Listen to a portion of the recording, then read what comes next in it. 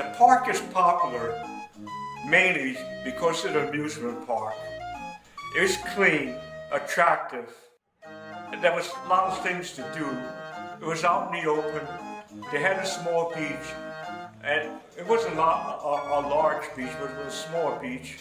And so it was very popular for the people from Stanford and even from New York. People from New York would like to visit the park because it was a one-day excursion. So it was enjoyable. Stress-free area. The worst time you would be there is the 4th of July, because what happened at that particular time, people would throw fireworks all over the place. And one of the favorite things they used to do was stand near the water and throw cherry bombs into the water. It was like torpedoes going off in the water, very loud. So I think a better explanation would be like depth charges, miniature depth charges. So it was open fireworks, and the people would shoot fireworks all day long, and all over the place. And there were many injuries, but they had a first aid station for the people that had injuries from the fireworks. You can't do that anymore now. They don't sell cherry bombs or M80s. Well, what happened? My dad's first job was to work at Roton Point. He started in 1928. And then in the mid-30s, he met his wife through a blind date, and she was from California. So she came east, they got married, and then she started working with my father at Roton Point. Then after that, I was around 6 years old, and I was adopted out of an orphanage. And so I didn't have any parents. They adopted me. I guess they couldn't have any children. So after they adopted me, I went to Roton Point. I have vivid memories of Roton Point. How could you forget the place? We had two concessions. My father worked at the penny pitch, and then my mother operated the break the balloon game. And so we had two separate sessions. I helped my mother operate the balloon game, and my dad worked alone with the penny pitch. One thing, when I was young, I guess around 7 or 8 years old, my dad would take me around, and we'd go on the rides, and it was fun going on the rides, the scooter, the merry-go-round. He wouldn't let me ride a roller coaster. Only when I got older did I ride a roller coaster. So, and then what happened at night, he would take me up to the pavilion. We had a room in the pavilion, and he put me to bed. Friday night, you couldn't sleep because Friday night was when they had the fireworks. And the room I had overlooked the roller coaster area.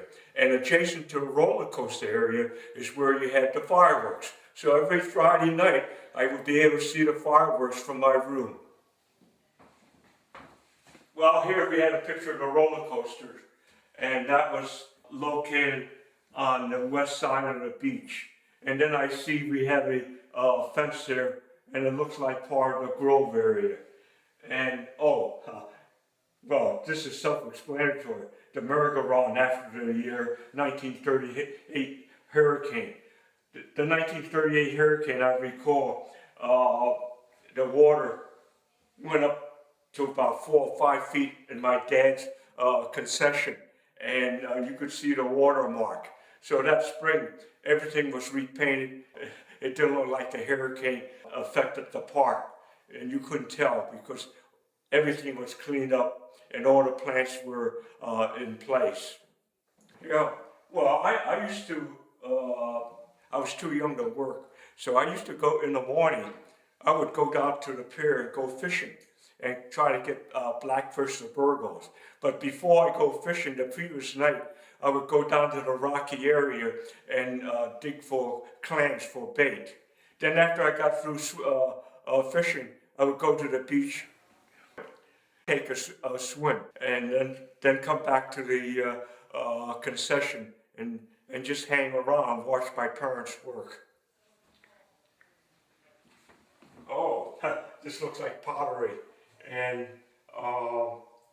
actually, the main, the, they had a hotel there where some of the employees stayed. It was a wooden structure, and the hotel faced the water, and it was two sections. It was an enclosed section and then a open section. But both sections would have tables. It was covered up with white dining room cloth and was a formal setting. The waiters were very formal. They wore black jacket. The cooks came from New York. They had about three cooks. The waiters, they were all of German descent. Most of them spoke English with a German accent. One of the things they used to do before they went to work was to swim in the Long Island Sound. And they were pretty good swimmers. And they would swim for about half an hour. And the waiters, they stayed at the hotel, and they had rooms that overlooked the dining area, which is up on the second floor of the, you can say the hotel, the Roton Point Hotel. Green and white was the color, Roton Point color. If you went around, everything would be green. The benches would be green. They used the rocks that border the flowers were all whitewashed and were white. Again, the color scheme was green and white. And it was very picturesque. The park, beautiful. There were three men that did the cleanup, and they would start like 6 o'clock in the morning, and they'd be through by 3 o'clock. There was a lot to clean up, especially in the picnic area. And people would go there, have their picnic, and they leave all the debris. But the cleanup crew, they would go all around the park, pick up all the debris, and they didn't have mechanical means for cleaning up at that time. The only thing they had was a rake and a broom. But between 6 and 11 o'clock, the entire park would be immaculate. So they would clean up every day. And Saturday and Sunday was the most difficult days for them because that's when we had the most attendance. The question was asked, how did people get to the park? Well, one of the ways was by boat, and the boat either came from New Jersey or from 40th Street and 12th Avenue. And there was a boat that came every day, which was called Belle Island steamer, and that would leave from New York and arrive around noontime, and then would go back to New York at 5 o'clock. Saturday and Sunday, we might have about 3 or 4 extra boats, and they would line up on the pier, and they would tie up adjacent to each other. So that would create a large group of people. Now the second means is by car. And the third means is by trolley.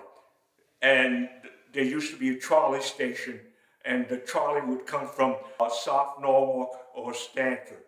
And after the trolleys were replaced by the bus, they eliminate the trolley tracks, and they had a bus stop.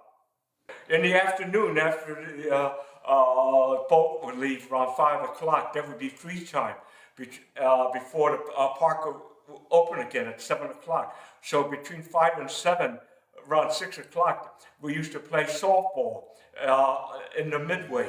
A bunch of the young guys would get out there and play softball, and I would participate too.